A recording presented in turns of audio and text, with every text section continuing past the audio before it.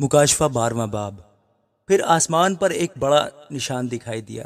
یعنی ایک عورت نظر آئی جو آفتاب کو اوڑے ہوئے تھی، اور چاند اس کے پاؤں کے نیچے تھا، اور 12 ستاروں کا تاج اس کے سر پر۔ وہ حاملہ تھی اور درد ذہ میں چلاتی تھی،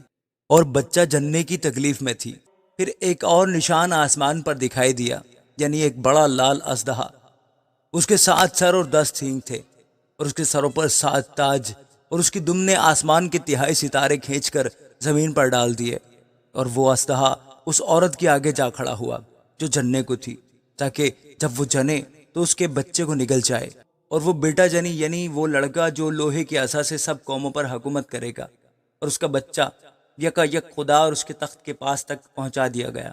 اور وہ عورت اس بیابان کو بھاگ گئی جہاں خدا کی طرف سے اس کے لیے ایک جگہ تیار کی گئی تھی، تاکہ وہاں 1260 دن تک اس کی پرورش کی جائے۔ پھر آسمان پر لڑائی ہوئی، میکائیل اور اس کے فرشتے اژدہا سے لڑنے کو نکلے، اور اژدہا اور اس کے فرشتے اس سے لڑے لیکن غالب نہ آئے، اور اس کے بعد آسمان پر ان کے لیے جگہ نہ رہی۔ اور وہ بڑا اژدہا، یعنی وہی پرانا سانپ جو ابلیس اور شیطان کہلاتا ہے اور سارے جہان کو گمراہ کر دیتا ہے، زمین پر گرا دیا گیا، اور اس کے فرشتے بھی اس کے ساتھ گرا دیے گئے۔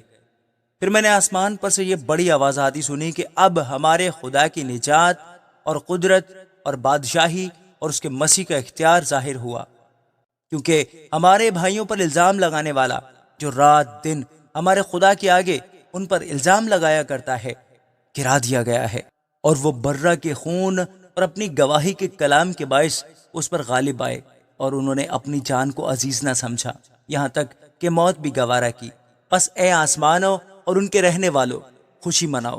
اے خشکی اور تری تم پر افسوس، کیونکہ ابلیس بڑے قہر میں تمہارے پاس اتر کر آیا ہے، اس لیے کہ جانتا ہے کہ میرا تھوڑا ہی سا وقت باقی ہے۔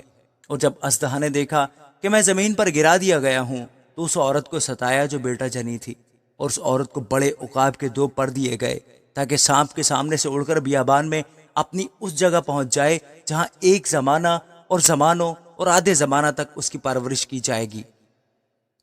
اور سانپ نے اس عورت کے پیچھے اپنے منہ سے ندی کی طرح پانی بہایا، تاکہ اس کو اس ندی سے بہا دے، مگر زمین نے اس عورت کی مدد کی اور اپنا منہ کھول کر اس ندی کو پی لیا جو اژدہا نے اپنے منہ سے بہائی تھی۔ اور اژدہا کو عورت پر غصہ آیا، اور اس کی باقی اولاد سے جو خدا کے حکموں پر عمل کرتی ہے اور یسوع کی گواہی دینے پر قائم ہے، لڑنے کو گیا۔